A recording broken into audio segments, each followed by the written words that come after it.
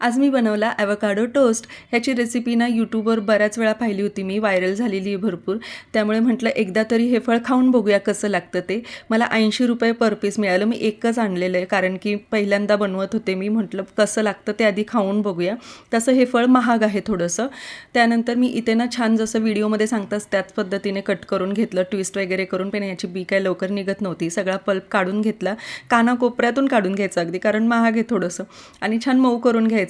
पिकलेलं होतं जास्त, त्याच्यामुळे काही जास्त मऊ करावं लागलं नाही. चमच्याच्या साहाय्याने मऊ केलं. त्यानंतर याच्यामध्ये कांदा, टोमॅटो, हिरवी मिरची, कोथिंबीर, चिली फ्लेक्स, ऑरिगॅनो, थोडासा पेरी पेरी मसाला टाकला, त्याने अजून भारी चव लागते.